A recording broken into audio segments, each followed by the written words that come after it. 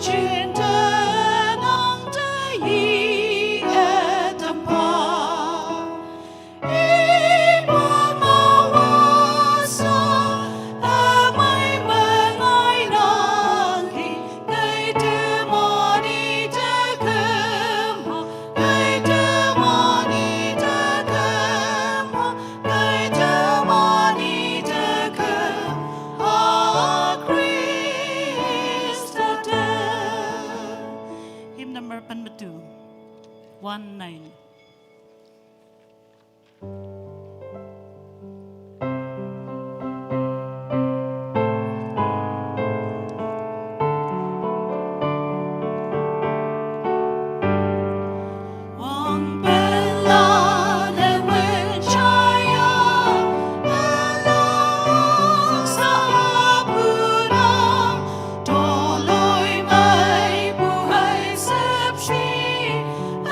Anu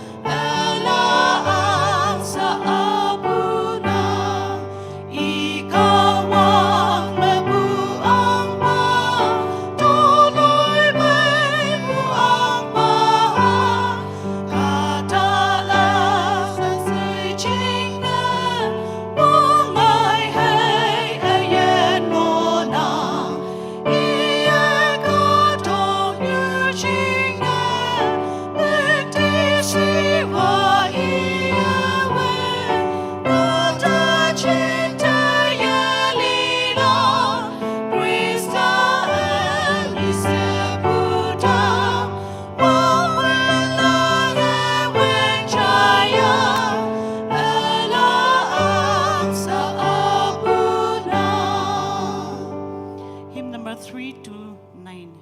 Kolem damatu. Teman sip chim yang kawang mukti siwal.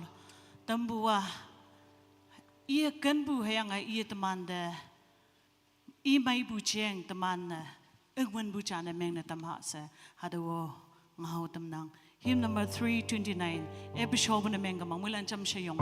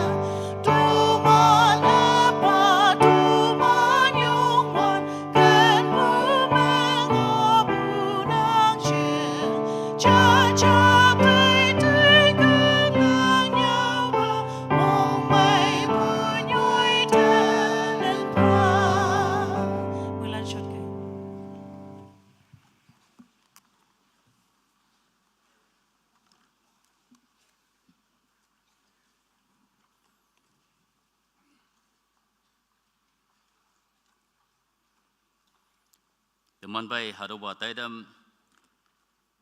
ya Taiwan da yungwan kawang mulak nanjing na yupu hibak ya sewma tawa lai hem khoja jamu bu ngadungwe teman lawilak jingna hadogi igning hado e soyang pay ma teman pay sewsan yulan na tuibang yuplak jingna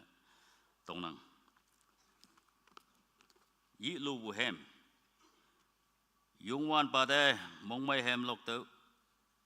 Yungwan pate mongmai pay yupe khumdo isi saume mongmai hem pay paigai Yungwan pa kawang se teipu aubeo tabe iya teman ling hayanga temana ijing temana I Katalan temana iya yumpu mantop khumjing bidende minyong pabu pay ongdo tau pa tepu Kode yi loe ongdo, ite minyong pado hayang ite yi lodo, yungwan pa mainang iye kanbua akum yenang hayang iye mongham bua cinde ngolak. Kawang ngau kaya teman mulan moy mandam si saat tu kong mga yublak lanjing na sausan yulan ta hebak ep temnang.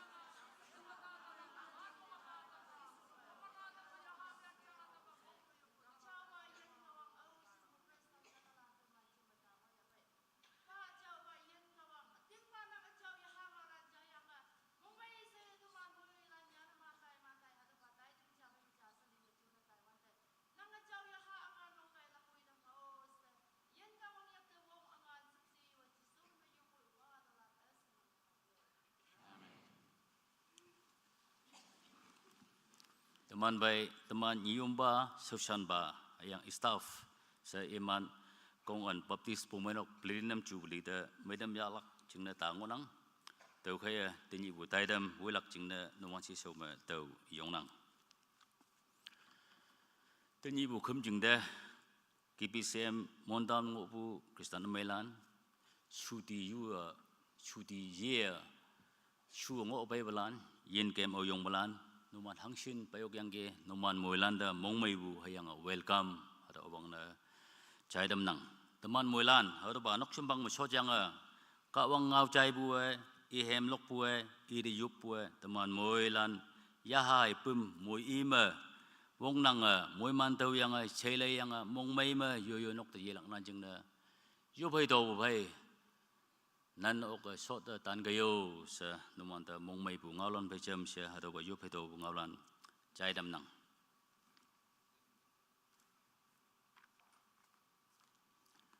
sau buổi băng mà teman to bu sai bu hibang ngolak tau khe hado sau mà tau lai cha hado ki igning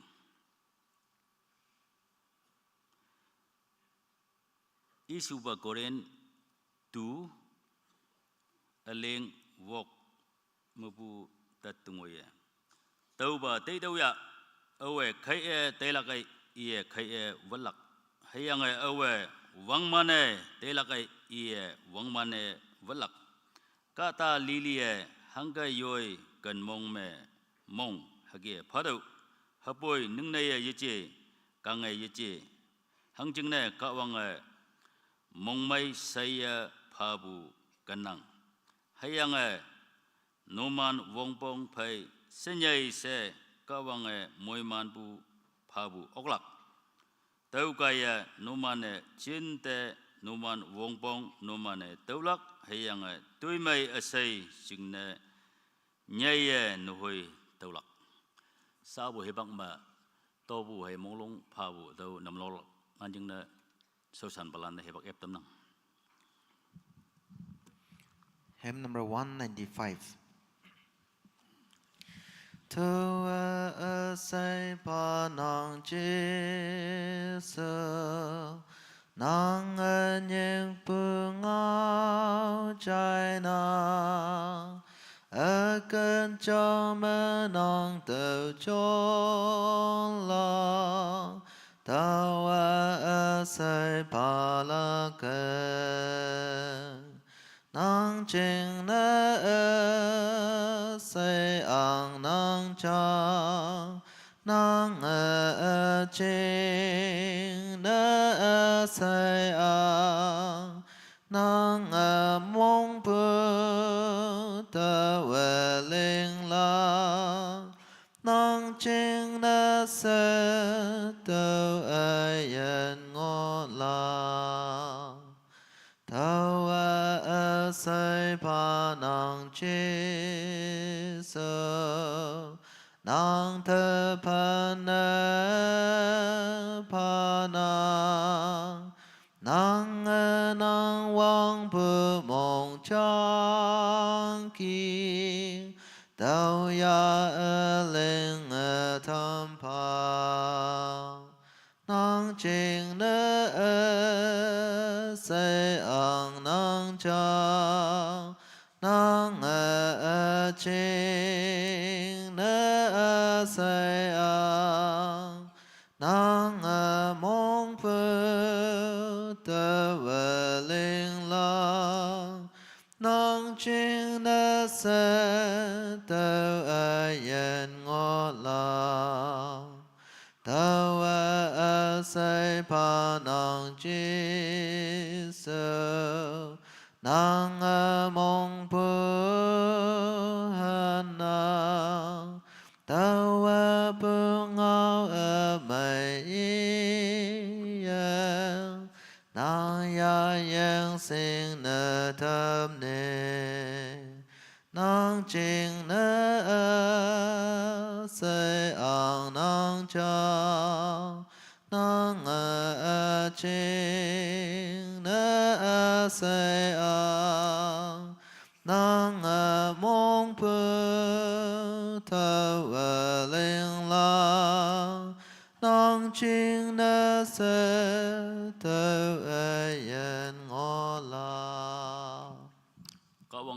cái môi man bu sinh nhung ngân nhu yên mốc yên nam mà hồi lắc lại pha mà hăng sinh tàu phayang cái chào tấm mẹ anh yêu môi man yêu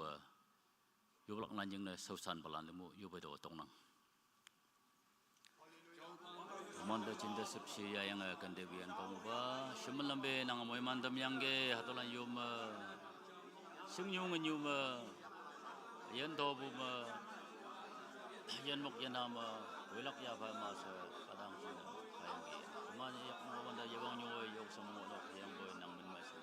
chadom yang ba hado kaya nang ang king chalon sepsi nang ya yang boleh mai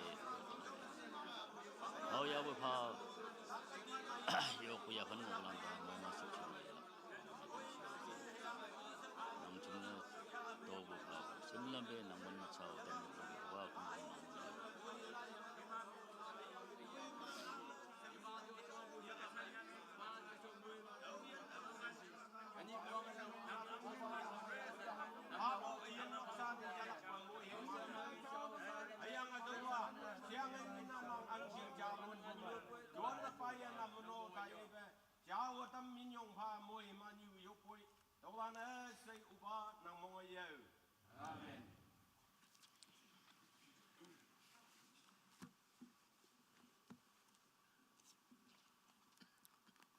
sa wo hebak ma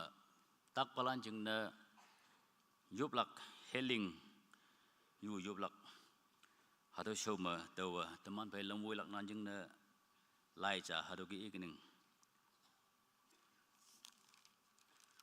look upon that aleng 49 ope jisu we do ngau ia so woi ba nok me bu sau san ba cha pai ngoi Jairus ite ie ko nyau ba mai yang ai sang ai hebak ya ta ngo tam nang ha lidige hapoi chi suwe do ngau chai hayang Jairus te ta nyam ting lak to hayang ya mai lak obe enok ngoi Peter James hay John hayang now inu iba lan kai o noksa de inne yitam tau me ngo bu kata asai naha jingne sab yung ngo jisuwe ta sab naha libu yichi iya sibu hai acha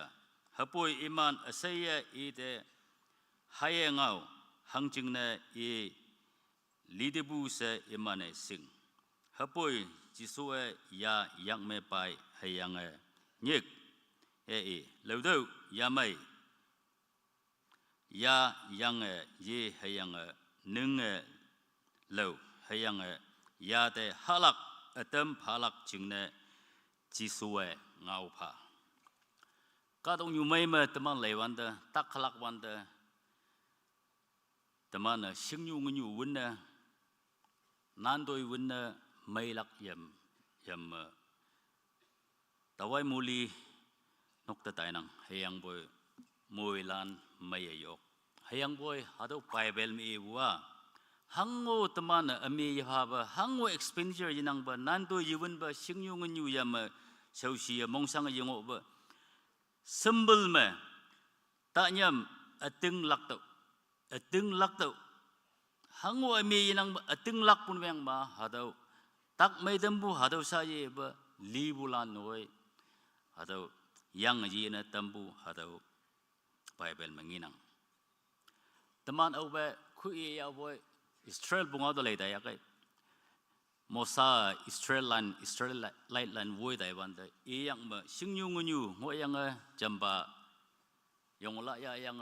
alo bagi bu kari moto ja yang aja tai yang boy ma hanso sing sau cha ngo yang ge iman kem dai wan da phau nyu ying jong ma yang le wan da hado yong wan tok da do he pan da yang nga yang ge hado wa ating lak pu kaya ka wang hado ki bong bong lan san mai pha tam bu nu je lak pa yang ting atak kai dai wan da hado ki mu yang ma sen sau cha heng ngo yang ge se sau ma yang jing tok phai ma wi ba se iman nyam se ngo yang ge mong hum hang ngo yin ang ba hayang bu ating lak pu ngo bu kai ngo bu han sengsau atau hep pugaya yang jeng ine tang yang atau iman jenbu teman mulan singnang atau ki imu yuna nya mo yang teng lak yupu caibu na heng buka wang tingi teman phe ngonang tau kaya teman hi teng lak yupun yang ma atau teman sangai bongbu teman takpu teman mong sang mong meng atau libu noy jan tambu ka wang wong tingi teman phe ngonang se teman moy lan mong huma atau ma takbalan te sakin meng yak chon yang joplang nanjing na teman phe bahajai reverend yin thau de yoba de tong nang tau kaya taklak pulan kata adam yong yok lak payapan mengorok tau kaya taklak ngo pulan noman jing mai lam lenga yo yo soching ma shot ngowan te mai ngo pulan teman moi lan cham jong lak nanjing na yoba de tong nang tak pulan shot ngowan te mai ngo pulan teman yong ha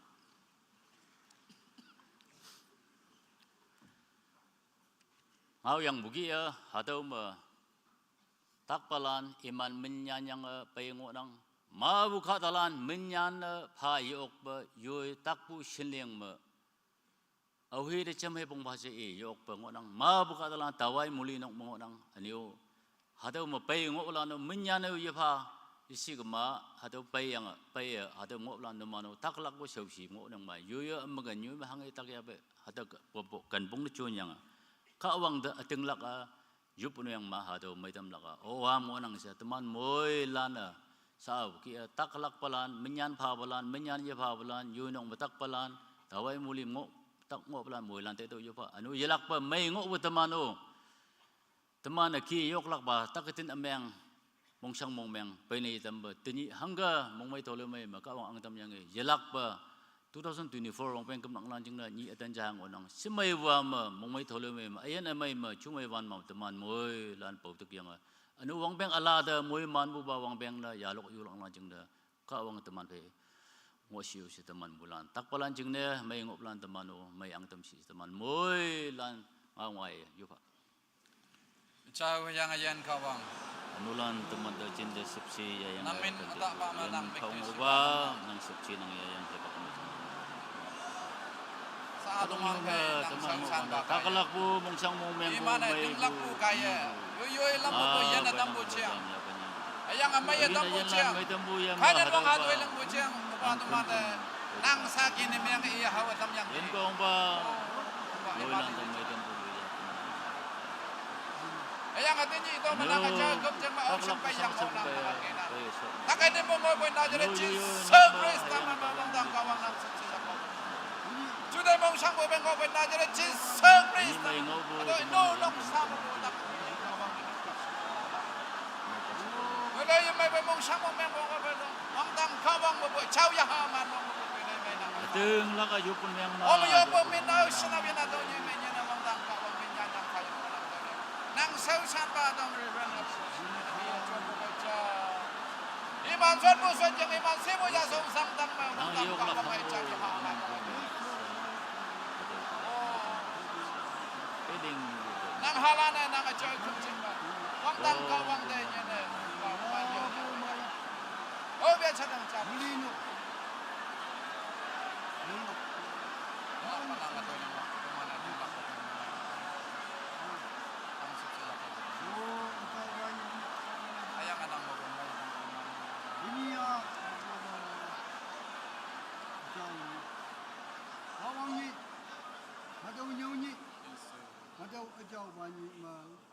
Lukuwa kawang ngun balan jauh tambunyi yakok yakai balan mai tambunyi hayanga liyanga ngobulan yang ye tambunyi ngonang dini ada jauh khumjeng da tak balan ma be ngonang nang mabu mai tambu yahu bu jengna tak haiden bai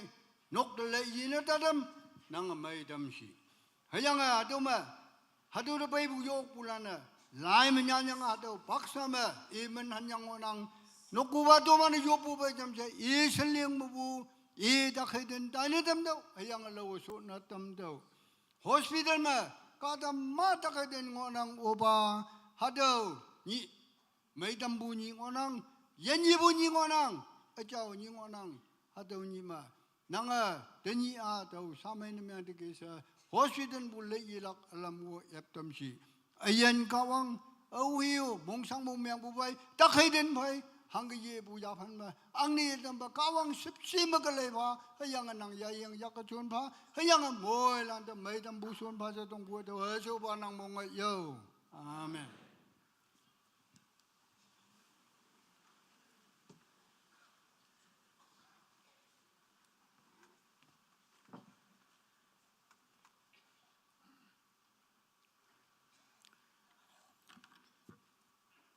Mong may hem lok lak chung na hebak yu ang onang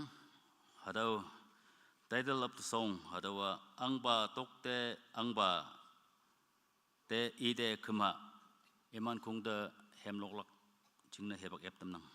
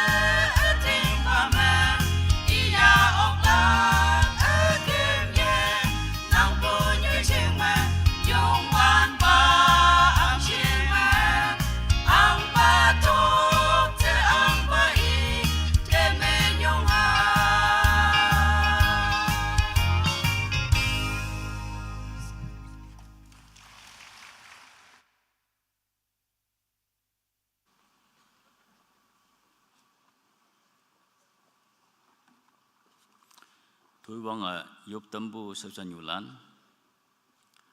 Tobu namno tambu sabsan balan. Tak palan jengna yup tambu bajai reven baba. Hemlok tambalan. Sekonyi yong kung. Numan moy landa mong may bu. Minyong pa bu. Jai dam nang. Nyelak pa. Kawang numan moy lan pa umongosi. Saat pa ikaw tapay nang. Tayo kaya kawang ngaw ya pa ilang man pay speaker pa hebak yaptam nang.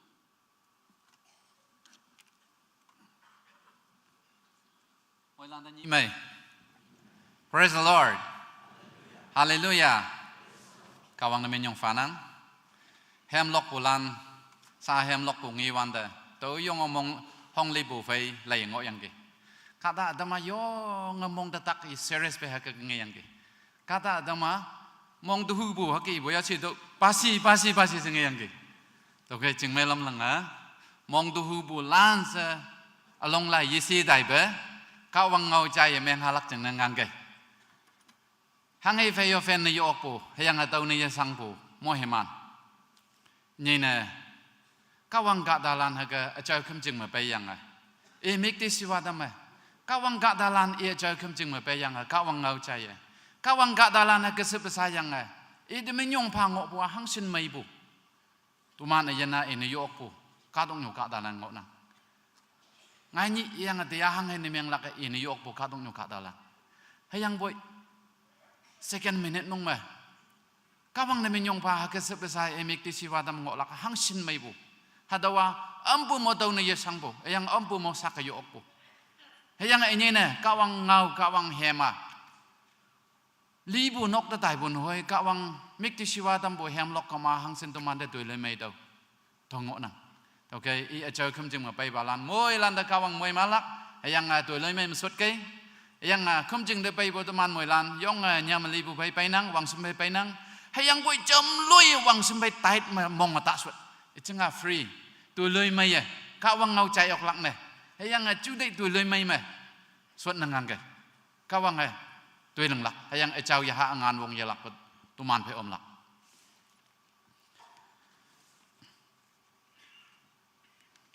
pumanok sa tu man phe secretary announcement bom ma officially je ma lai ha ka tai lak yang si bong ngau lan o pai yanang hayang correspondent yanang do bu da tai lak lan o pi ngo no ok tau khen no man li ngai nap tai e peo nap chei se Tumana kondapan me yopo hepak ya pukai atau menomano pe yang atai pe se yopo yopa se pe bu ok lak ma se taw ya lak pa tai lak lan teo atau go chai dam nang hang ne tani yopa se noman ngau lan yopa do bu da atau ma tai lang o chang o yi bu ngo no se te yang atau i dam nang Pumanok secretary yang ke teneng bu Christmas hadawa ya hama tu mata ngok hak sai hadau ia akem na ngolan hadau challenge hadau subject po phadau yang ke hangsin moheman kawang na menyong pha wang sembai grace tama isi bu tenyi bu taidam chongpa pastor in church sausan balan sausan nyolan kan bu Kristan amelan nyeina Yalak pa KBC members na chia bo yo nyui ma yo dui so ma chung chai ma lo ma yo da pa po heng ho pai ngo pulan tini honorable advisor mo bo yang na yo nyui mo bu yi pulan ma bu sot yang enang no man moi lan da yalak pa KBC em sot ching man ma mong mai bu do yalak pa chai dam nang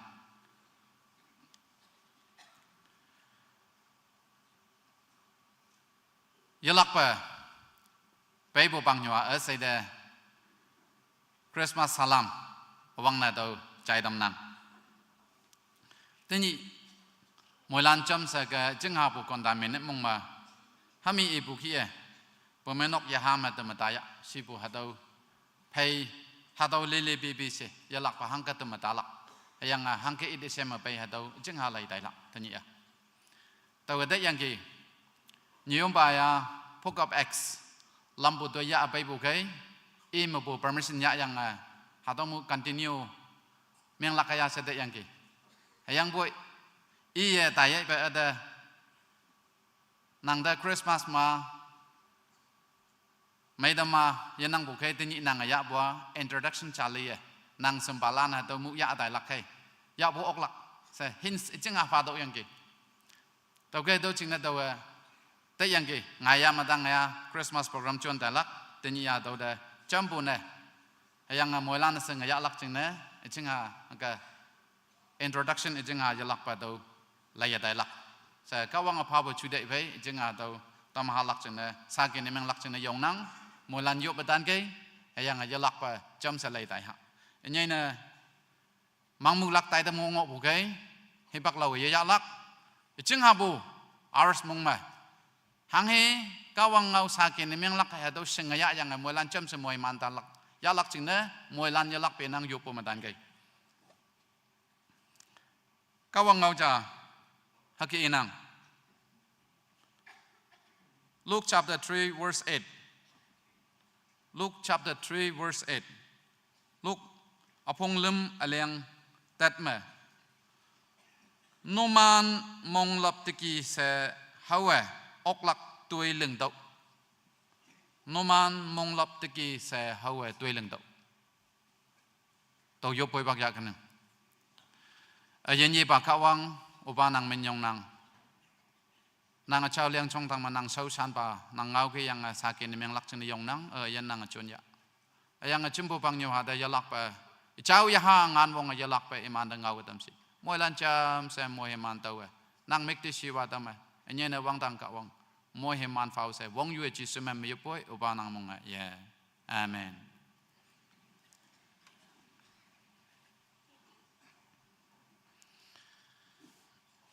moi lan cham se ka wang da men yong fa ha hang na men yong fa lak men yong fa lak ka alam ma ngo nang January mà vang yang kèm ở bây bộ giả phân đã lấy đủ hát bông trà nàng sang bộ nêm yang nọ lê kieng trà sang bộ nêm yang nọ hay yang bộ si yong bộ chẳng mày ang bộ hay yang si yong bộ chẳng cả vang làm mồi bộ tàu cái tàu bà cả vang da tu mà nó men yong pha bộ nêm yang mà au hi de chăm men yong pha lắc hay yang au hi de yalak bộ tu mà nè yi lo lắc tàu cái tàu cả vang nó men yong pha lắc yong ngawang nang tự nhiên sẽ nào yên cả vang làm mồi bây giờ chăm sẽ cả vang nó men yong pha yang anh này mình dùng pha lắc à, anh này hiệp bạc mấy mấy, ý cháu không chừng mà bây giờ, cái em biết thìว่าtâm lắc chân này hiệp bạc mấy pha tâm bút chân này, các bạn mình dùng pha, một lần chấm sẽ mình dùng pha, yang anh này, nhị cha bây cái lắc, các bạn ngầu trái hữu khí bù, nhị cha bây cái lắc, các bạn biết thìว่าtâm hem lắc hữu đây, yang buat hạt hiệp bạc gì đâu bảo bong lắc, hạt sâu mà, các bạn pha bù nhị bằng mà cái, từ mà ta yang này, các bạn ngầu trái em biết thìว่าtâm ngọ lắc hàng xuân mấy bù, tao cái đâu chân này các bạn mình dùng pha yang kawang na minyong falak ayo ngawang nang sai bu kia taw hipak mai yang yalak hayang boi ching ha pomong ma yalak pa kawang tuman phe ome mo he man pu tai dam meng lak chana yalak pa yopom hai tan kai tini bu chu hewan hayang sa apo shishan ha taw tuman moi lan sing nang ading anying ka taw taw hipak ma taw da yang ki revival hem ngay bu hoya isi ke ma ha do chu hewan sing yang ngay ya pe se dai bu jong nang ki sub si chen na len na dai lak ha do revival hem ma tu man lok yang ki ading ma sa bu chu hewan da tu man yoi ngo wang lam ngo chong bu ya ban da lai du ma sub si chen na ading ding ma len na dai bu ji chia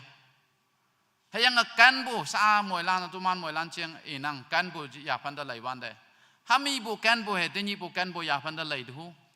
nang atau compare ni meng tu atau hangai pa ya pan mang kang nang ki ayang che yong naw li simol lam pi nyena tu man kunyak wang lam majang jang ji hang he ya pan ngo tin hang he ngo atau ya pan da lai ka ma chu e wan yong che lai nang ayang sub si chen lai na tai nang kan buang ma khan ma ka pai nang hang sin nyau hang sin tu man sing halan sin mu yalak pa ahong mak tak po pai nang tau ka atau ya pan da lai wan da eting ma ka wang e di sempo chu e wan ya pan da so o se pai nang tu mata lak he pakas apa odeki saya lak patai nang tau kai dawa elo yichi hayang anang hayang aching ne kawang ha tau tai da lak chana phapu ngo nang tau ki eteni bu sa bu ju he wana tu man moi lan sing bu Christmas ha tau Christmas Christmas Eve wanda sa ataw ha Christmas Eve bay cham se tuman moi lan cham se seng nang hang he Christmas yang hang na nyek yang hado chui wan hang he hado do man ibu da lan se moi lan a kieng nyu ma moi lan apong do de ke seng de ke Jesus Christa ka dong nyu do pai bu hayang hado alau ching ni chi nang hayang a ching ne hayang hado alau ching ni chi ma ngo pu ni halan nyan lak ching ne hadawa alau ching ni chi yalak pa wang nyak mo po wang ai dam lak ching ne to ka hado pon ne ya po hayang hado de min yong pha po to tai dam chai ngo na hayang hadawa 2000 years ago hadawa Jesus Christa ka dong nyu de pai yang pai bu hado pai bu cha do man ya pai lak hado observe mi ming lak hayang po hadawa already ada da ngai yang pai hado do man observe ni meng po to ngi na yang atani sa jing ha lai dai hu bo sa ibu ki ngai ya hob ya pu hado dai dam da iman wang ngoi dai lak hado so ma jing ha ka introduction part cha le ya dai lak tai dam ma tineng bo men akyang nyu na yui mong ha pu yo me ching mai yui mong ha pu yo me ching mai si yang a to ma yui mong ha pu yo ma ching mai ha da wa hi ngau hayang pum lom hayang noksa hayang pumenok saya imana yui lam ka ya apa kalak ngaya hab ya yui mong ha pu yo me ching mai ha do ngamak ya yang hi ngau pum lom noksa pumenok ya apa kalak ha do lan se sai yang ai tani ado jing ha do lai ha pailak it is shampoo ha do pailak tematalak ha do ya pan da lai wan da Genesis me kadam yang han mamu Jesus Christa pai lak changa it desem bungena tinyi pai de ki smok sa do bui chi yang meya to be ja si bui chi it desem pai bu ha do ya pan ngena yang it desem bu ya pan da lai wan da noi detail lan se odo nyoi jung ma bu lak ka ja e da ha ka mil lak ka ja e ha ka wang lam lak ka ja e ha do leng lak ka ja se e pai so me Jesus Christa man pai be lanse 506 year back lanse hake century yong haka saudan it December paibu iman paibe hado ya pan chiang it December do chiang ibung inang lanse man sing be hayang bo adawa lanse bu detail hang na dawa tum yang pailak chen ngok bu ching ne to ke do it December yoma ching ha ya lak pa akan ja da lai ha au hiang ki ide sem pai nang ki atau ya pan da lai wan da sai bu ki ma bu ide sem bong onang hayang boy tawa metro prophet atau hi ba yoma kata cha hi ba cha ide sem bo do jang sa moi lan seng nang Isaiah chapter 7 verse 14 ma lai wan da Isaiah chapter 7 verse 14 da lai kama phau cha phalak singin nang awang na phau cha phalak sign hadawa phau cha phalak si bom hang he phau phalak si wanda emu following word malai da wanda soko ya cha pum ye kyang pa ngo ya pe soko ya cha pum ye kyang pa ngo ya pe sinang netan moi cha pai lak ide Emmanuel se milak hadawa lan se manwang mansang buddha it isembo azaya hi pa it isembo nginang awang na ya phau cha ya phalak sinang yeng ki hayang hadawa soko ya cha pum ye kyang pa ngo ya pe hadau yang ki hayang iya hang he tau lak sipun myang ma moi cha pai lak hayang hadau moi ya ide Emmanuel similak hake it isema wang yang ki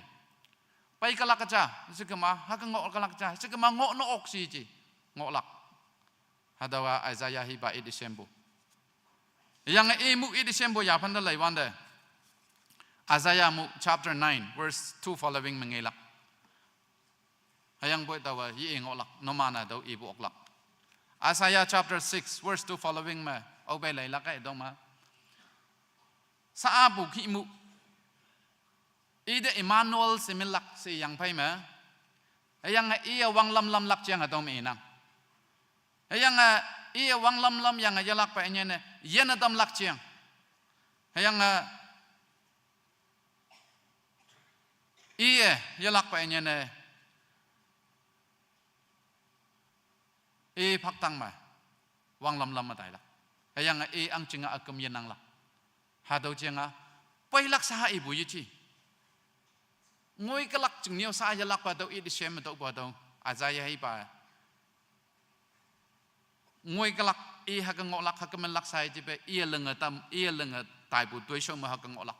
หาดูมุดิเชมบุงอยังกี่ยังมุอาจจะให้ไปมุบัว chapter 40 verse 3 chapter 40 verse 3 following เอาไปเลยละกันหาดูมาอาจจะให้ไปยาซาบะซาบุไปลักยังกะตากะดงอยู่เดไปลักยังวังลำลักยังหลังลักตัวเชียวยังเดมันลักอัลลัมเลลีเดเซมพายังกี่ตัวแกหาตัวไปเชียวมันซาบะตัวมันตาลักป่าซาไปนังบุตัวมันตาลัก chapter 40 verse 3เอาไปเลยละกันหาดูมาไปเชียวมันตัวมันตาลักซา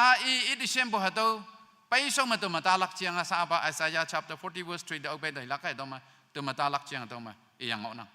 ตัวมาตาลักสิบุยาพันเดอันนี้เนี่ยหาตัว following เอาไปเลยลักไอ้ยองไม่ตัวมาตาลักจึงอัลลัมเขายังเอาหนังให้ยังไปตัว verse 3หาตัวอาการจะให้ตัวเองนังยุงวันป่าจึงเนี่ยลำติมตัวหาตัวไม่เอาติมยะเสนอให้ยี่ซึ่งมันน้ำมันออกมาโซยี่ซึ่งมันน้ำมันหังกระมงกับตัวกี้โซยี่ติมตัวสิบวันเมียงมาตัว orderหาตัวว่าเงาเกียงทั้งนั้นไปหลักให้ยังหาตัวว่ามินงอยสิลักกี่ทีจะก็มางอยจีจ้าสิลักกี่ทีให้ดมลักหา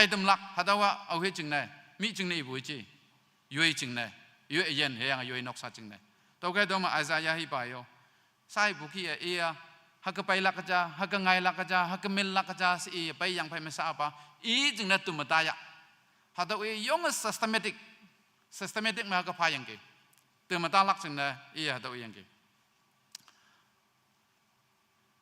ซาอาซายาฮิบากะตัวมาตาลักจึงนี่บุมาอาลาบาไลเดจำอาเคนจาเดจำละฮะ Luke chapter 3 verse 1 following หาตัวก็ Gospel หลานเซ Matthew Mark หลานสุบุมาตาลักให้ยังก็ Luke chapter 3 verse 1เอาไปเลยละกัน Sorry Luke chapter 3 Luke chapter 3 verse 1 following หาตัวก็ตัวล้านสี่หลักยี่หลักให้ยังบ่ Luke chapter 3 verse 4ตัวเอาไปเลยละกันตรงมา John the Baptist จิสุคริสต์ไปส่งมายี่หลักไปปูงเอาเหนียวบัวตัวงอนังเอาวังนะ John the Baptist วังปูมาเอาไปตัวมัน verse 3ได้เลยละกัน chapter 3 verse 3เนี่ยตัวแค่จอร์แดนยังยีเกียงในโจนไตเสียงยังแต่ยังหังให้บุษีนางมุงลบไปปับตีดกาวังนางนูวินฟาลักเสียกวนอยู่หาตัวโมนางมุงลบไปหาตัวโมวังนางกีนางมุงลบไปนุมันคงซีจีอิสกมานกซาสิยวัง personally นางให้ยังตัวนางมุงลบไปชนตปับไตเสตัวอีวังยังกีหาตัวอียังไปมาซาปะมงลบยังไงหังให้หลึงลักษีหังก็มงลบลักษีหาตัวยุยยังก็ยุยเตะฮะใส่บุกี้อาซายาฮีบายุยลำไม่อิดเซมไปยังกีหาตัวมุสาจอนตปับไตเสียวหาตัวเหนียวยังไงหาตัว quotation หาตัวยาไปยังกี verse 4ได้เลยดูอาซายาฮีบาไล่เด็บแม่ตัวบาเงาลันยันบุกี้ซาบะจอนตปับไตเสียตัวอาซายาฮามีตัวบุหาตัว quotation ยาไปยังหาตัว refer นี่ยังจำพายังกีฮักกี้ยังยาลักไปเนี่ยนะตัววันวิ่งเชียงใหม่ยาลักไปไปส่งมาตัวมาตาลักจึงเลย preparation ที่นี่หังไงยามมาวังตัวมันคริสต์มาสไต่ดมจุลักแต่ยามมันที่นี่มาวังตัวมาตายังเอานะหาตัวข้าต้องอยู่ decoration หาตัวกี้ยุยเย็นยุยนกซามาตัวมาตาลักจึงเลยไอ้สายฮีบายวังบุหาตัว quotation มุยยังไงชอนตัวปับไตเสียวตัวมาตาลักจึงเลยตัวยาลักไปตัวยาไปบุงยินังฮักกี้ยังตัวฮีบักมาอาซายาฮีบักมาoh sorry John the Baptist เหนียวบุฮีบักมาอังบาลังงอบุจัง chapter 3 verse 1มาหาตัวมามินลิสพายังงอนังหาตัวว่าเอาเฮียสิบุญเมียงมาอังบาดิบารัสงอยังกียังจูเดียมา bondas pilot governor ne yang Galilee me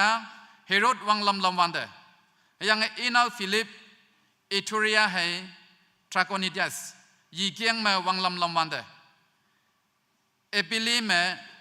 Lisanian wang lam wande yang ata pangyang pane Enas hai Caiaphas ngok wande tau hi bak me John the Baptist yalak pa eman tang da do Jesus Christ ngau lan ya apai bu chiang ngena ia pailak hadau chin tu mataya iman mawang yang pang nyu hatu matalak chin tu tumlak chin pa bu hatu ngena hayang John the Baptist Zachariah John the Baptist tang da do ka wang ngau pai bu hayang tu wa e pang nyu hatu pa bu to ken pang nyu hatu pa bu ma sai bu ke i ngau ngai wang bu ma mong lop pap ti do ka wang nang anu win palak hado yang ke mong lop pap ti do Jesus Christ pa lang nang yal la ka ja mong ta sang so yi ni se ka ma i pa yang pa ma wang wei bo lan ja se no yi hayang bo i pa so ma nang hayang atau i pa so ma hang he leng lak si wan da i pa so ma nang mong lop pap ti do ka wang nang anu win palak si yang ke hado wa nyu lom pa lom da ngau bo ngok nang nyu lom pa lom de Isaiah iba do iwang yang ki yang atau continue nemu yong a century gap na yang pai me John the Baptist Jesus Christ pai so ma yalak pa do i pai yang ki yang atau memu verse 8 me do mu tolak sa pa noman mong lap te ki se hawe oklak tuai leng do tawa lansa verse by verse dah yang boy akan boy yang atai nang noman mong lap tiki se hawe noman mong lap tiki se hawe oklak tuai leng do hadaw fa yang nang hadawa hangkaleng lak sa apa hami ya pai galak aja si yang ke yang pai galak si yang sa apa iya pai lak yang atau tumataya atau yang ki yang monglap yang papti do si yang ki yang sa apa atau enia sa apa atau monglap yang papti yang yalak pa nya ne tuiso mahau na tam do atau yang ki verse 8 following ma do obelai lakai atau ma tuiso atau ma yalak pa hau yang ngilak yalak pa do ngilak enya ne verse 10 11 de lai lakai atau ma practical iemu hama hangkaleng lak hang hai tuai show si one the verse 10 and 11 pan hai pan ma cha ma ope le la kai do practically hadaw leng la ka cha se hadaw hau bu alam cha nge yang ki no man hadaw yong a mai lai ka ma hadaw tau lak tuai show kai hau lak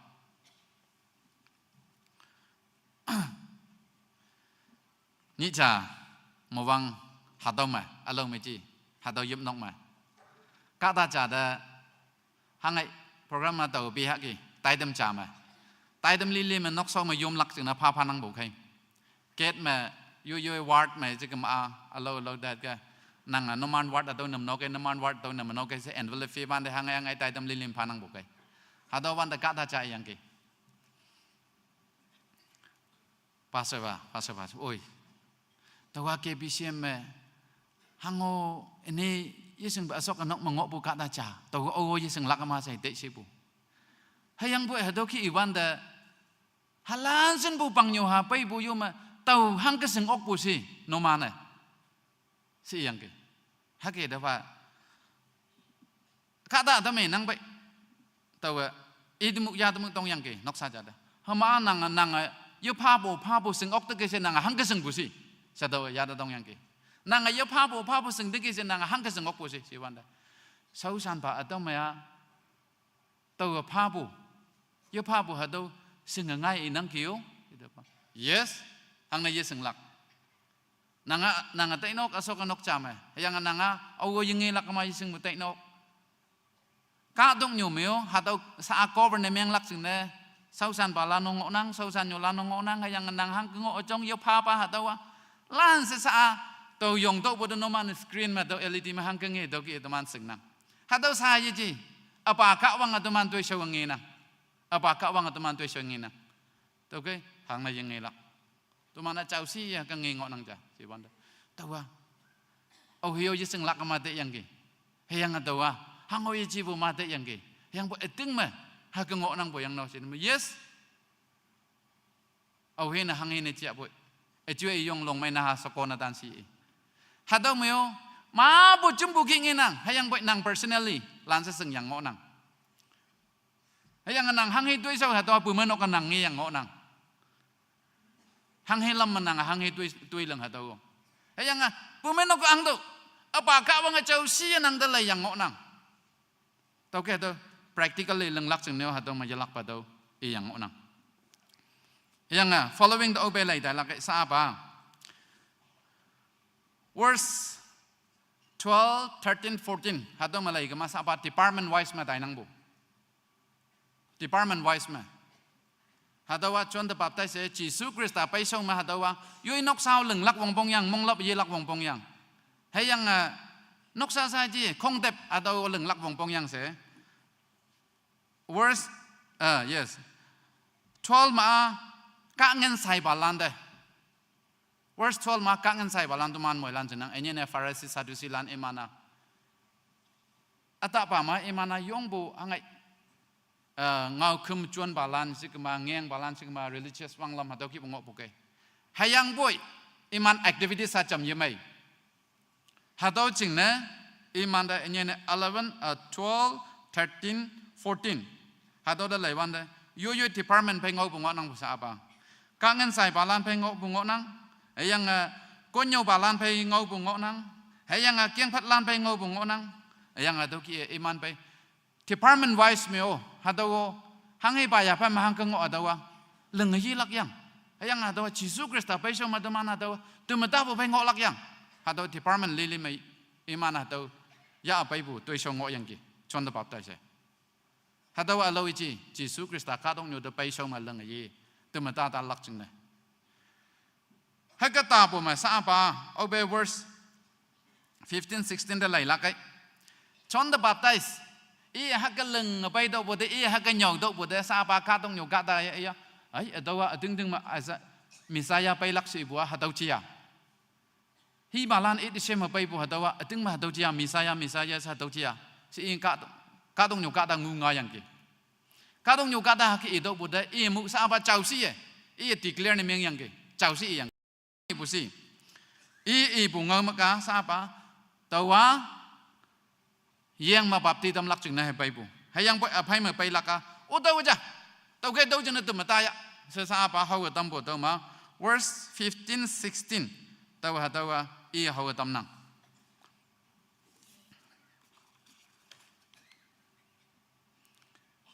ka ta lan chu dei ala nga ya wang hayang John de ha tau Messiah haya se dei ya sa ne akong wang tau kai John iman sai de i tau no man de yeng bapti nang hayang boy au apai si yong bu pa ngo ya pai tau pa pai kalak sa pa do ma pai kalak ado ma sentence mo future ngina ngoi kalak pai kalak ado ia i de Messiah sa ka dong nyu ka ta ka tai do bu de ado ki bu i nyoi ngok wang lam hayang nyau ga lai bu semal lam pi do ya apa ya ha do i do bu da do kai i hau ga tam bu tong ngi nang i a yeng ma hei pap ti nang to kai ngoi ka lak ching na te ma ta lak ching na pai bu hayang lam hau lak ching na pai bu i bu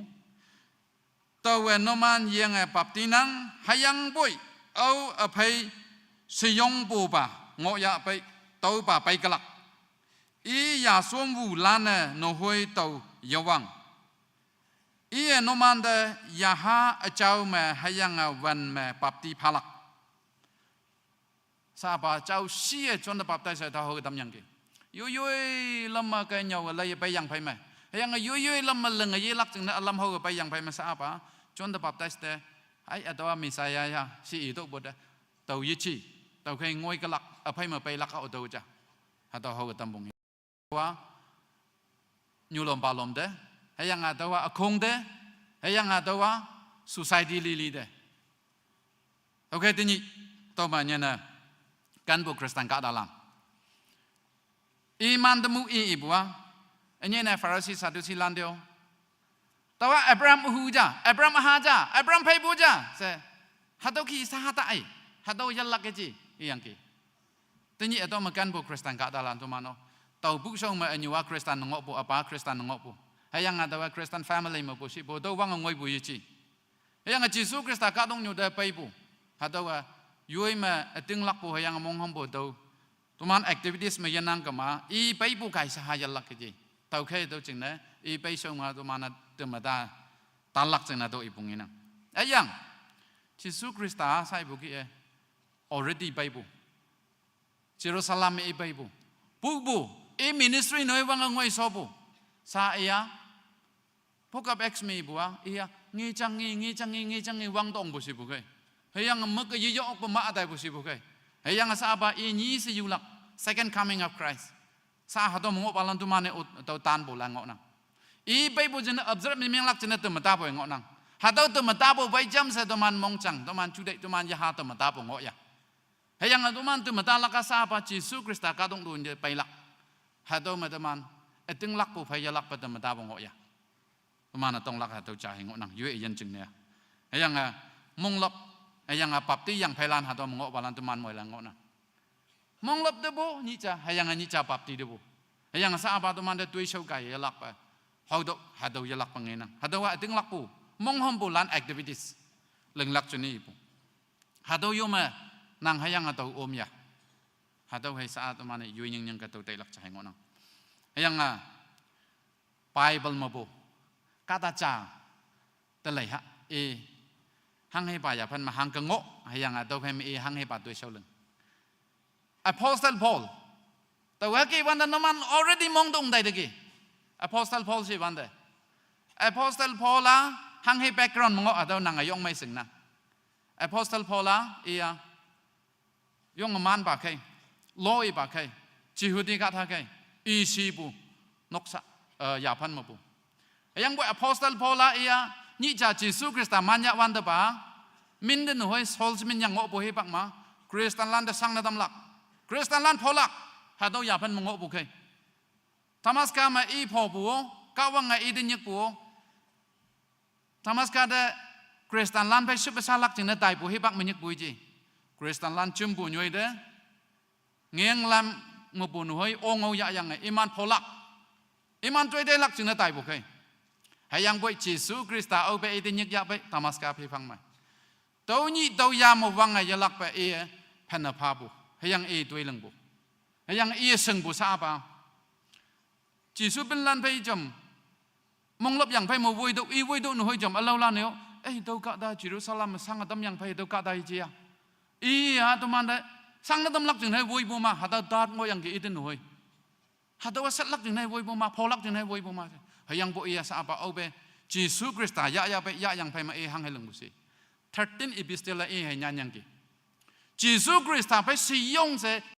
man Asia Minor mong ma 3 time missionary journey e hai kem yang ki kum nong ma ka wang ching ne se bunga mai nyau bu chen kum nong mi sang yang ki si nyau bu e hai nanok yang ki lan se fan na pha bu ha to ki ngaya bu iya jam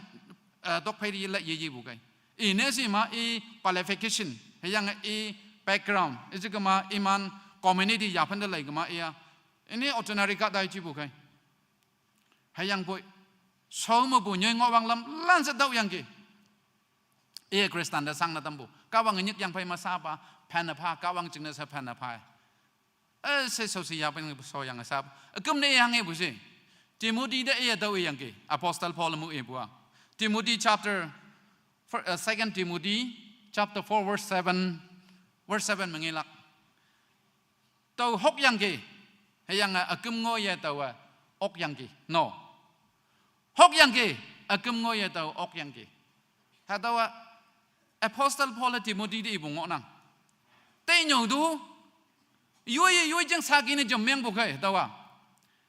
yong wan nang ki ha tau ngok bu ka tong nyu ka ta tu mana lan se sing bu hayang lan se to mana chai ok bu hayang bu ye long ok bu hayang ado ki ini ne doki sakin ni memang lak oyong ngecom wanang hang ne to mana practical life to obe le yelak to malanse yuwang bu sahangok nang tau ke to jine ma bu ka da sakin ni memang lak oyong wanang practical life apply ni memang lak yu ok pu cikne hayang bu to mana ngang lak apostle Paul ya ni ja ya Kristen landa sang na tambong yang ke Jesus Kristen hoi ide soul ada sang na tambong i yang ke hadau ka da ki ji be i mong lap yang pai ma kawang na fan na fa yang pai ma lan sen na nok pu pai sau san yang ke sau san na da yang pai ma kum na spiritual san se lak ya ha me i ha se lak Timotia i pai cham se doi lang sau san bu i tin hoi ok yang ge sa ke ni meng bu kai tau kai tau ki e tin ni tu man Kristen ka da lan ating lak po ma da man ka akum ngoi e nanok lak chia vậy si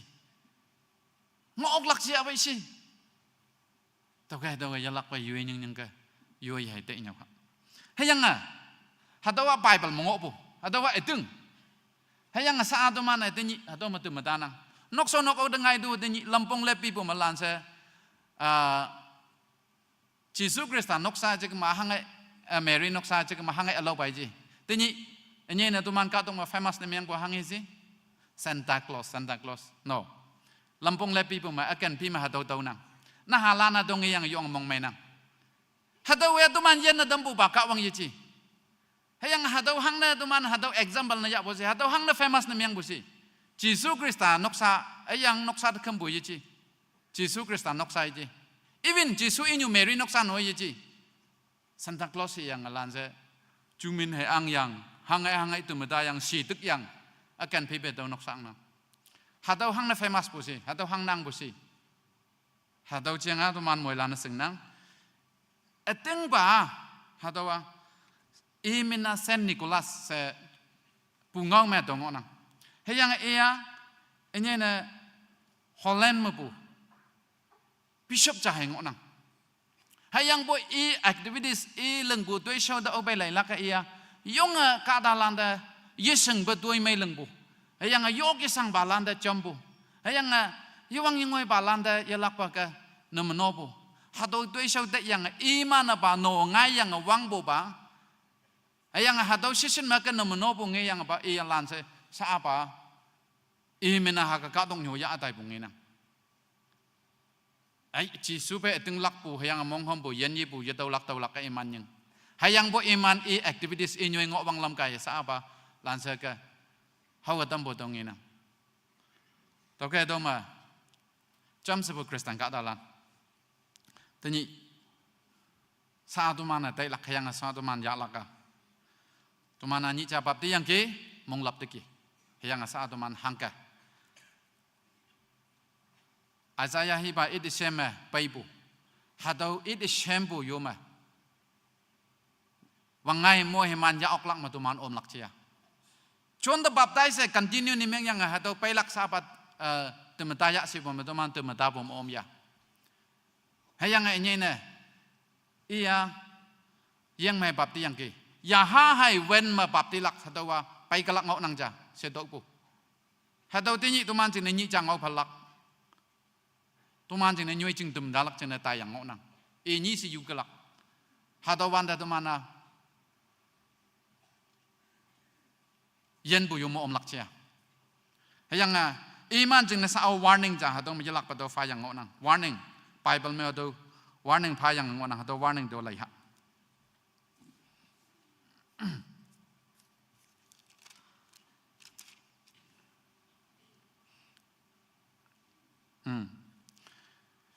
Sabu Luke chapter 3 verse 9 ma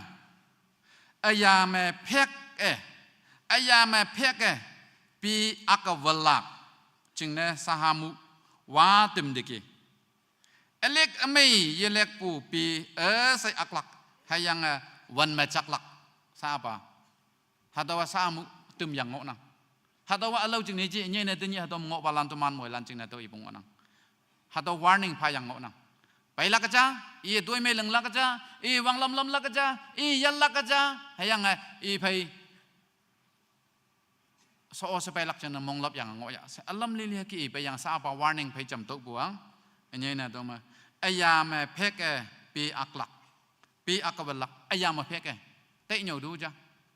ayam phek si pun meng ma pi ja ong bo yang pi ja ong bo do ya la ngo do he ong bo kai ha do ya la do wanama yang pe ma atang pa pi mi neng ni na atang pa pi hai li lak tau kai do ki ni cha do ma chen ngau fa lak tau kai do ayam phek akvin yangวันมามวยจักวินบุยมอมลักขยะให้ยังตึงมาตัวมันตึงลักปูให้ยังตัวชงเอาไว้ตัวเล็กอเมยงอปูเล็กอเมยงอปูปีเล็กให้ตัวยออังลักให้ตัวยมอมลักตัวแกตัวยมหังให้ปัลลัมมาตัวมันไว้ลักตัวแกตัวมันยุบปูมายลักไปตึงลักปูมาตัวมาตานะใจปัลลันเสด็จกวังมวยมันฟัง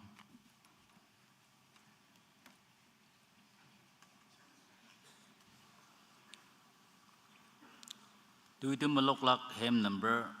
tap hem pli 248 batan gai ya ha me tim tabu phai tan ngolak ngamuk ya yang semai bua ma kawang ngau tamhan ngau tamunan jeng na speaker bada mong mai bu chanen nang kawang ba nang lam nyu chin ta boi tam si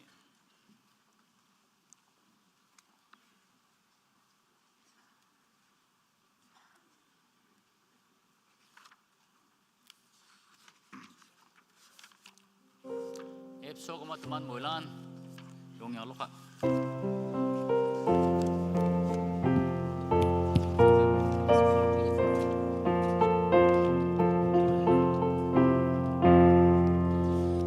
nang ayong alawang pasaw-saw hay suci asay ang yang nakatok to you lapoy na puna sa Bethlehem chima nuôi chữ ngao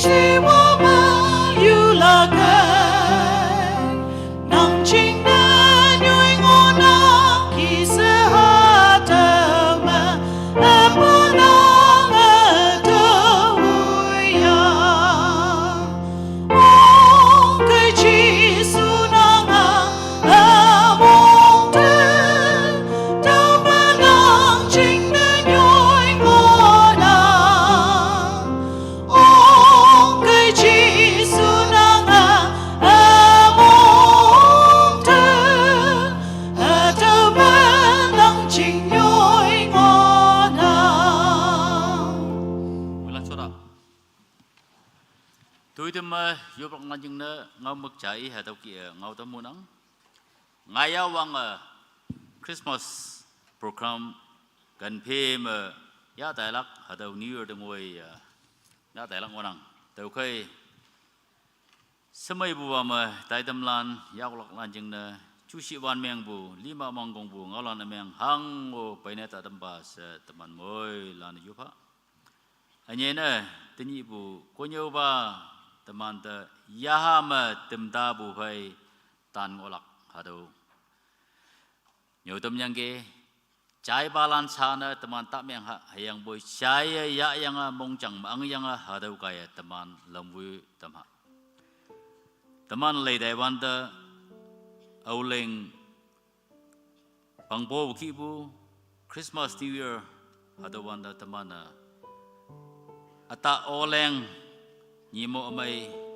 chau bu isigama mai ya ha ying bu ha dau di bu ya se teman sa dung wei ya isigama ha dau ba ha dau important meng yang teman ya bai nang hayang boy tinung bu 2024 Christmas ba teman moilan na san ye bu leng ye bu turning point ya ha ma tem ta bu ayan nok sa cha bong na meng dam si se teman moilan ngau ngai ya yo pha akam na amen si lak na jing na speaker ba da yo ba do tong moilan yo ba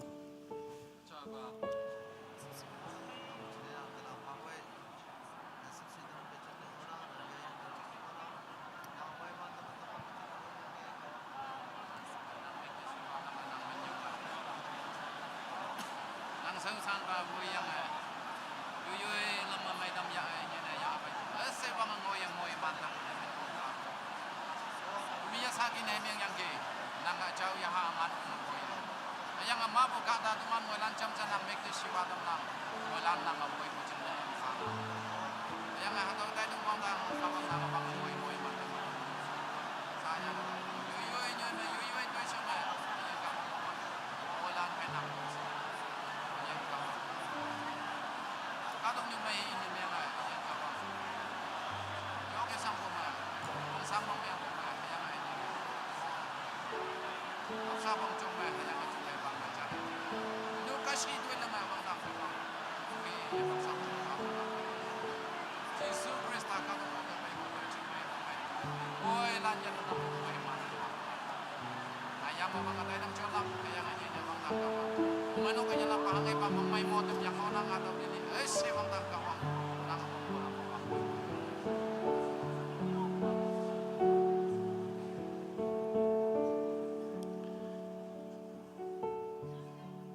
Chào yang ayan kawang. Upa nang minyong nang dayop yang tôi kung wang buki. Leng lak chana ya apay bu. Nang mikti shiwa dam bu tay dam. Eh, sewang ngoy moy man dam bu chini minyong fa nang. Nang aja kem jing tau yang sa yu nyoi de yana da ya boy yu nok sa pang chong ma yang yu ngok po nyoi jing pan jing ma yu kem po chong lam sai ma wang dang ka wang ai chau yi ha ngan wong boy fa yang nang sub si tu le mai pang ma la pang atam si ka dong yu sang si tu de dang meng lak te chu meng wan te sai ma po yan yang ai chau yi ha ngan wong ma po fa ang atam si yana da bo moi ma nyu chi su ma mi boy o ba nang ma yeah amen O Bhatama